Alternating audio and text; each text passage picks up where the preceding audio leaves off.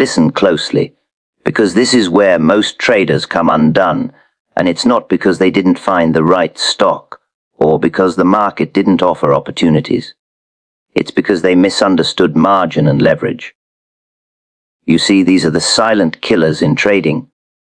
They don't make a sound while you're holding positions. They don't knock at the door with a warning sign. They creep in quietly, and before you know it, the account is gone. And you wonder, how did this happen so fast?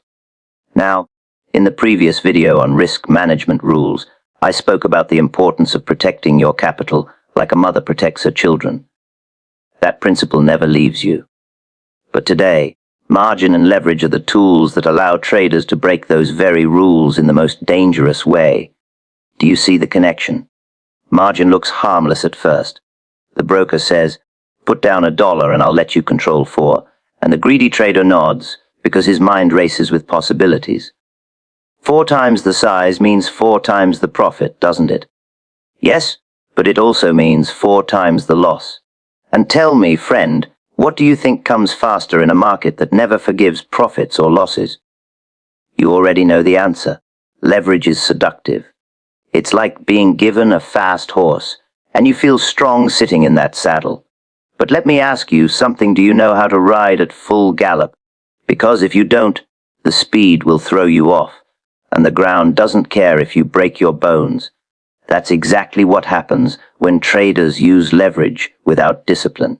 Think of it this way: the market is already designed to test your patience, your nerve, and your judgment. When you add leverage, you multiply the intensity of that test. You may pass once or twice, but eventually, if you're not precise with your entries and exits, leverage will strip you clean. And here's the cruelest part: the bigger the leverage, the smaller the margin for error. I've seen traders build up a nice stake over months, steady as a mason laying brick after brick, only to lose it all in 1 week, because they wanted to accelerate their gains with borrowed money. They thought they were being smart. They thought they had found the shortcut, but the market punished them for their arrogance. And let me remind you, shortcuts are for gamblers, not traders. Have you ever noticed that the more the market gives you in a short time, the faster it takes it back? Why do you think that is? It's because rapid gains built on leverage breed overconfidence. The trader no longer respects the risk. He forgets the hard lessons that built his initial success. He begins to think he's invincible, and that's when the account blows up. I'll tell you a story. In my younger days, when I first learned about margin, I felt like I had discovered magic. I could take a small amount and trade 10 times the size. I thought I was clever. The first few trades went in my favor, and I felt like a genius. But the market has a way of humbling a man. One bad turn, one move against me, and the losses multiplied so quickly I could hardly believe it. The lesson was brutal, but it saved me from repeating it again and again. Do you think you're immune to that same lesson? Here's the truth most traders don't want to hear: if you can't make money without leverage, you won't make it with leverage. The tool doesn't change the craftsman. It only magnifies his strengths or his weaknesses. And for most traders, their weaknesses are much louder than their strengths. That's why leverage destroys them. Let me ask you, when you place a trade, do you think first about how much you can make, or do you think about how much you can lose? Because the answer to that question will determine your survival in this business. A trader who respects risk looks at leverage with suspicion. He doesn't see it as a weapon to attack the market. He sees it as dynamite that could explode in his own hands if he's not careful. Do you remember what I said in the earlier discussion on risk management? The only way to stay in the game is to avoid catastrophic losses. Well, leverage and margin are the fastest routes to catastrophe. They allow you to lose what you shouldn't lose: your principal. Once the principal is gone, there's nothing left to work with. And let me remind you, it's 10 times harder to rebuild an account than it is to protect one. Why do traders blow up so fast? It's not because the market is unfair. It's because they play with fire and act surprised when they get burned. A man who uses excessive leverage is like a soldier charging into battle without armor. He might strike once or twice, but eventually the enemy cuts him down. And the enemy in trading is always waiting. It's volatility, it's uncertainty, it's that sudden news headline that shifts the tide. When I watch traders go broke, it's almost always the same story. They trade too large, too soon.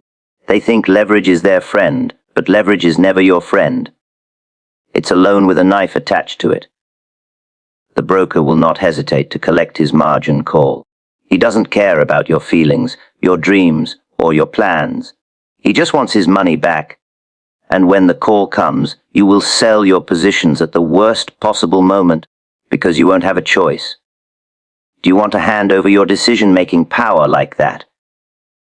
Let's speak plain. Margin is a trap for the impatient. It's bait for those who don't want to grind, who don't want to build slowly, who don't want to master the craft. They want the reward without the work. But the market punishes impatience more than anything else. That's why those who lean hardest on margin are the ones who vanish quickest from the trading floor. A real trader knows his survival depends on control. Control of his positions, control of his emotions, control of his capital. Leverage takes that control away. It makes every tick more violent, every swing more dangerous. When you're trading with leverage, you stop thinking in probabilities and start thinking in hope and fear. Tell me, how long can a man survive when hope and fear guide his hand? I'll give you another way to look at it. Imagine you're in a boat on the open sea. The waves are the market. Now, if you keep your sail moderate, you can adjust to the swells. But if you raise too much sail, if you overleverage, the wind will capsize you the moment a storm rolls in. That's what traders forget. Storms always come. It's not a matter of if, but when. And when they do, only the prudent survive. Do you know why patience is so rare among traders? Because they've tasted leverage. Once they've felt the rush of controlling more than they can afford, they don't want to go back to modest gains. It's an addiction. But like every addiction, it ends with ruin. And the only cure is discipline. Can you walk away from leverage when it tempts you? That's the test of a real trader. Now, remember how I said risk management was your shield. Today I'll tell you that avoiding excessive leverage is the way you hold that shield firm. Even the best strategies crumble under too much pressure, and leverage is nothing but pressure applied to every mistake you make. Without discipline, without restraint, you will not last. And so I ask you again, are you trading to make a quick fortune, or are you trading to build a lasting one? Because the man chasing a quick fortune uses leverage carelessly. The man building a lasting fortune treats leverage like a wild beast, something to be respected, something to be handled with gloves, if at all. Brokers lend you leverage, but they always collect first. That's the reality most traders overlook when they step into the market with borrowed money. The broker isn't your partner. He isn't your friend. He's simply the man who provides the tools, and he makes sure his interests are protected before yours. He'll happily give you rope, but if you tangle yourself, he'll pull it tight around your account and leave you gasping. You see, a broker never carries the risk you carry. He gives you the margin, but the moment the tide turns, he takes back his loan without hesitation.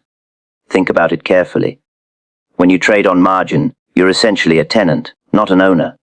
You put down a deposit, and in return, the broker lets you control more than you can actually afford. But who owns the foundation of that position? It isn't you, it's him. The moment prices move against you, the broker doesn't sit around hoping things improve. He doesn't wait for your plan to play out. He doesn't trust your judgment. He only trusts his margin requirements, and if you violate them, he steps in immediately. He liquidates without emotion, because his business is about safety, not loyalty. Do you see how dangerous that is for a trader who thinks he has control? Every trader who has been through a margin call knows the pain. You're convinced the market will turn, that the bounce is right around the corner.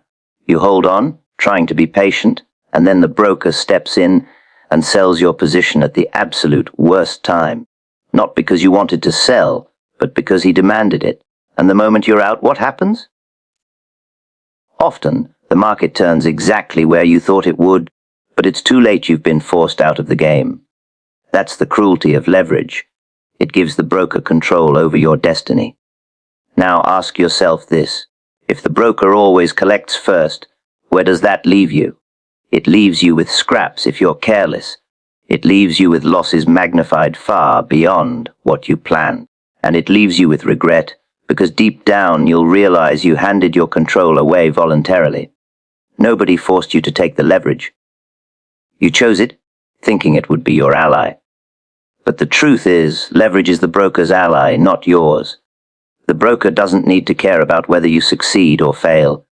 In fact, he makes his money either way through commissions, spreads, or interest on the margin you borrow. His business thrives as long as you keep trading, but his safety comes first. That's why margin calls exist. He will never take the loss you were supposed to bear. He shifts it back onto you by liquidating your position before it touches his capital. And isn't that perfectly logical from his perspective? Of course it is. But as a trader, you must recognize what that means. The system is tilted against you the moment you take on borrowed size. When you trade with your own cash, the only enemy you face is the market itself. When you trade with the broker's leverage, you face two enemies, the market and the broker's margin requirements. And between those two, who do you think has the sharper teeth? The market can move in your favor after a temporary drawdown, but the broker won't wait to find out. He slams the door before you get the chance to see it. That's why so many traders blow up accounts. They're not just fighting volatility, they're fighting the iron rules of margin. Let me put it another way. Imagine you're playing a game where you can't choose when to exit. Imagine someone else has the right to kick you out of the table the moment your chips dip below a certain level, even if you know the next hand is the winning one. Would you still want to play with borrowed chips in that game? Most people wouldn't. Yet that's exactly what trading on margin is. You're borrowing chips from the house, and the house has the right to pull them back at any moment to protect itself. Doesn't that sound like a losing setup for you? Traders get dazzled by the numbers. They see the ability to control $10,000 with only 1,000 of their own, and they think they're smarter for using it. They think it makes sense to maximize every dollar. But ask yourself, maximize for whom? For you or for the broker? The broker is thrilled to lend you the rope because the more you borrow, the more you trade and the more fees he earns. But the one who pays the price when the market turns isn't him. It's you. And don't forget he collects first. Always. I've seen traders cry over forced liquidations. They built positions they believed in, positions that could have turned profitable with just a bit more time. But margin doesn't give you time. It accelerates everything, both the profit and the ruin. The ruin often comes quicker because traders don't respect the leverage. They let positions grow too large, and by the time they realize it, the broker's rules are already triggered. It's like falling off a cliff you don't have time to grab hold once you've gone over the edge. What makes this even worse is psychology. When traders use leverage, they rarely plan for the possibility of being forced out. They calculate the best-case scenario. They think about how much more they can make if things go their way. But they don't picture the broker stepping in, shutting down their trades, and leaving them with nothing but an empty account. And when it happens, it feels like betrayal. But it isn't betrayal. It's the contract they agreed to when they signed up for margin. Did they read the fine print? Most didn't. So let me ask you directly, when you take on margin, do you really know who's in control of your trade? Is it you, or is it the broker? You may think it's you because you're pressing the buttons. But the broker has the ultimate power to decide when your position ends. And that power is exercised not in your interest, but in his. If you don't understand that, you're already halfway to disaster. It's worth repeating: the broker always collects first. This is why treating margin lightly is a cardinal mistake. The moment you borrow, you're playing by his rules. You've handed over the steering wheel. You may feel like the driver, but the broker sits beside you with his own brake pedal, and the second he feels unsafe, he slams it. The car may crash into the ditch, and you may sit there stunned, but he walks away unscathed. He never shares your losses, and think about the emotional toll this takes. Being forced out at the worst time shatters a trader's confidence. It isn't just the money, it's the psychological damage. After a margin call, traders often swing between rage and despair. They blame the broker, they blame the market, they blame everything except their own decision to overleverage. That mental scar lingers, and it clouds judgment in future trades. And what do they do next, after licking their wounds? Too often, they try to get it back by borrowing again, repeating the same cycle until the account is beyond repair. This is why seasoned traders treat margin like a loaded gun. It's not that you can't use it, but you must understand it can blow a hole in your own chest just as easily as it can protect you. And because the broker collects first, the burden is entirely on you to manage it with extreme caution. Most traders aren't ready for that responsibility. They think they are, but the first violent swing in the market exposes them. Now, recall the earlier talk on risk management and how the only way to survive is by avoiding catastrophic losses. Margin is the mechanism that makes catastrophic losses happen quickly. It's the broker's safety system, not yours. The broker designed it to make sure he never takes the loss you created. So every time you use margin, you're putting yourself in the path of the very thing risk management is supposed to prevent. Doesn't it seem contradictory to chase leverage when you know survival depends on protection? Leverage shrinks your margin for error to almost nothing. That's the plain truth. And it's the part of leverage nobody wants to acknowledge when they first get a taste of it. Traders see leverage as opportunity, but they forget that opportunity is only half the equation. Risk is the other half. And when you multiply opportunity, you multiply risk. You compress the space between survival and ruin until it's razor thin. A small mistake that might have been tolerable without leverage becomes unbearable with it. Do you realize what that means for your trading decisions?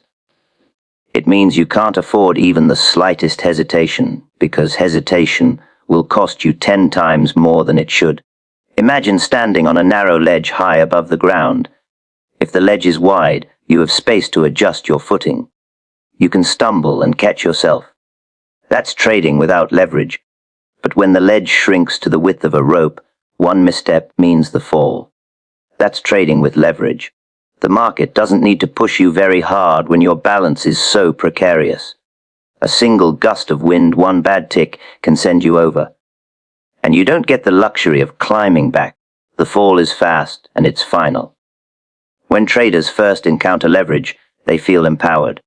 Controlling 5 times more than your cash suggests feels like a shortcut to wealth. They don't stop to calculate how much less tolerance they now have for error. They only see the potential profits. But I ask you, what is more common in trading, perfect execution or imperfect execution? We both know the answer. Mistakes happen, false signals happen, sudden reversals happen. Without leverage, these mistakes may bruise you. With leverage, they break you. Let me tell you something about mistakes. Every trader makes them, even the best. No one is immune to hesitation. No one is immune to poor judgment. No one is immune to sudden shocks in the market. That's the nature of the game. But the trader without leverage can survive his mistakes long enough to learn from them. The leveraged trader has no such luxury. He blows up before the lesson sinks in. Isn't that tragic? The very tool he thought would make him rich robs him of the time he needed to grow into a real operator. Here's the cruel part. Leverage doesn't just magnify losses in dollars. It magnifies them in emotion. When you're trading too large, every tick feels like a threat. Your heart races at moves that should be insignificant. You stop thinking in terms of probabilities and start thinking in terms of survival. And when you think in survival mode, you make poor decisions. You exit too soon. You chase too late. You add to losers. You pray instead of act. Do you see how shrinking the margin for error destroys not just your account, but also your judgment? I've watched men go from calm, deliberate decision makers to panicked gamblers the moment they over-leveraged. They didn't suddenly lose their intelligence, they lost their breathing space. Leverage suffocated them, and once panic sets in, trading discipline collapses. A trader who might have been successful at modest size becomes his own worst enemy at large size. The difference isn't his system or his skill, It's the margin for error he traded away. Now think back to risk management, the principles we've already discussed. The reason we emphasize position sizing, stop losses, and protective discipline is to give ourselves room for error. Room to be human. Because no matter how skilled we are, we will always be human, and humans misstep. Without leverage, those missteps are lessons. With leverage, they're executions. Which do you want? A chance to learn? Or a sentence carried out immediately? The math makes it obvious. If you risk 2% on a trade without leverage and you're wrong, you live to fight another day. But with heavy leverage, that same mistake can wipe out 20, 30, even 50% of your account in one swing. Recovering from a small drawdown is manageable. Recovering from a huge one is almost impossible. That's why leverage is such a dangerous seducer. It pretends to give you power, but in reality, it strips away your resilience. Have you ever noticed how quickly confidence disappears when the margin for error vanishes? One or two losing trades with leverage, and suddenly the trader no longer trusts his edge. He begins to question every signal, every chart, every entry. Why? Because he has no cushion, no room to be wrong. The rope is too thin. He knows one more misstep, and he's finished. That kind of pressure breaks men. It's not the market that breaks them, it's the leverage they chose to carry. Consider how the market itself moves. It breathes in waves. It doesn't rise in straight lines, nor does it fall that way. It churns, it pulls back, it fakes out before continuing. These natural fluctuations are noise to the patient trader with cash positions sized appropriately. But to the leveraged trader, that noise is deadly. He doesn't have the room to sit through the back and forth. What looks like a harmless retracement to one trader looks like disaster to another who's carrying too much weight. And so he exits in fear, only to watch the move continue without him. How many times have you seen that play out? This is why most traders never build real fortunes. They cut their careers short by shrinking their own margin for error through excessive leverage. They might have had the skill to succeed in the long run, but they robbed themselves of time by demanding quick returns. The irony is painful. In trying to accelerate the journey, they ended it. When I was coming up, I learned this lesson the hard way. I thought I could handle big positions because I trusted my chart reading. And sometimes I was right, but the times I was wrong destroyed weeks or months of progress in a single day. I had no breathing room, no tolerance for error, and it ate away at my nerves until I realized that trading isn't about being right every time, it's about staying alive through the times you're wrong. But how do you stay alive if your margin for error is reduced to nothing? You don't. Ask yourself this: do you want to build wealth like a mason laying bricks, steady and strong, or do you want to gamble like a man balancing on a tightrope? Because that's what leverage does. It turns every trade into a tightrope act. The market gusts don't even need to be violent to knock you off. A small move will do, and when you fall, there's no safety net. Your account shatters, and with it, your confidence. A trader with no margin for error eventually stops trading his plan. He begins to improvise, to second guess, to react instead of act. That's the death spiral, and it all begins with leverage, with the decision to shrink his space for mistakes down to nothing. Think about how dangerous that is, not just financially, but psychologically, because once a trader loses faith in his own process, he has nothing left to guide him but fear, and fear never builds fortunes. Leverage is the weapon that turns normal market noise into lethal bullets. It's the magnifying glass that turns a flicker into a wildfire. You think you're trading the market, but really, you're trading your own fragility, and fragility has no place in speculation. The men who last are the men who give themselves room to breathe, room to recover, room to endure. The men who chase leverage are the ones who vanish quickly, leaving behind nothing but stories of how they almost made it. Leverage magnifies both profits and losses. Equally, most traders forget the second part. That's the essence of the trap. The promise shines so bright on one side that the shadow goes unnoticed. A man looks at the chart, sees a possible move, and then multiplies the reward in his head. He thinks, if I can make 2% on this trade, then with leverage I can make 10%. And if I can make 10% a week, Then in a year I'll. You know how the thought continues. The mind runs away with the dream, but rarely does that same man pause to say, if I'm wrong by 2%, with leverage, I'll lose 10%. If I'm wrong twice in a row, I'll lose 20. How many more mistakes before I'm wiped out completely? The arithmetic works both ways, but the mind only looks at one side of the coin. Why do you think that is? It's because traders are wired to see opportunity more clearly than danger.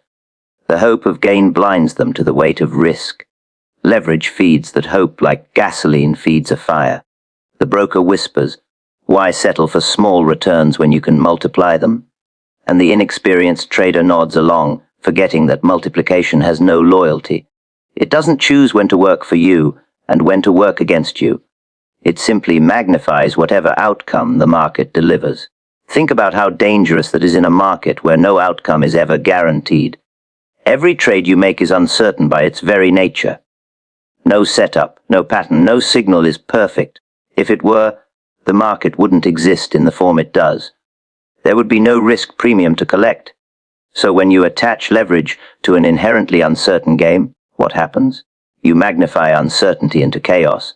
The profits may come, yes, but the losses are right there, multiplied with the same force, waiting for their turn. I've seen traders seduced by early wins with leverage. They take a position, it works out, and suddenly their small stake grows quickly. They smile, thinking they've discovered the formula, when in reality they've only caught a lucky sequence. Then comes the reversal. The same leverage that made them heroes a week ago turns them into beggars. They didn't forget their system. They didn't suddenly lose their edge.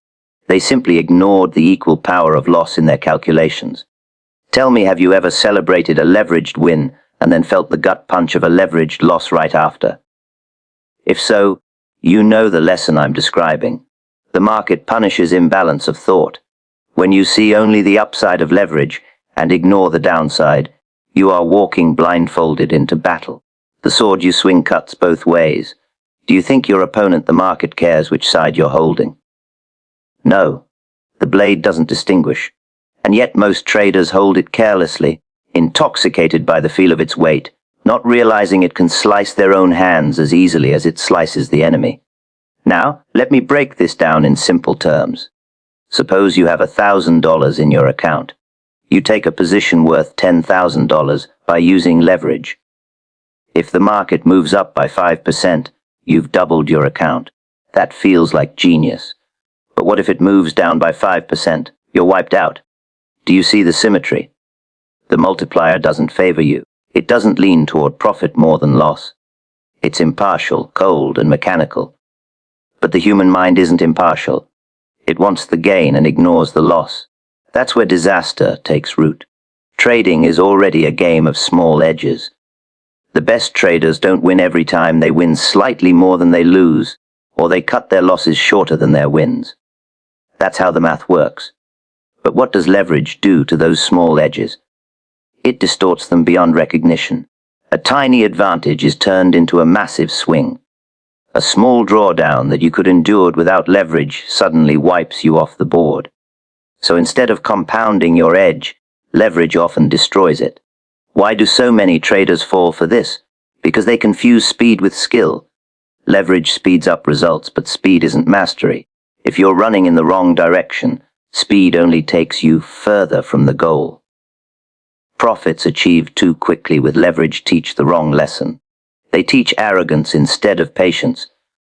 They convince the trader he's sharper than he is, and when the inevitable loss comes, it arrives larger and faster than he ever prepared for. How can a man survive long enough to master the craft if he's knocked out before the lessons sink in? I remember a trader who once told me, leverage is the great equalizer. It gives the little man the same power as the big player. I looked him in the eye and said, no, leverage is the great destroyer. It gives the little man just enough rope to hang himself while the big player waits for him to drop. And I meant it, because the professionals who last decades in this business understand risk to the bone. They may use leverage, but they respect it.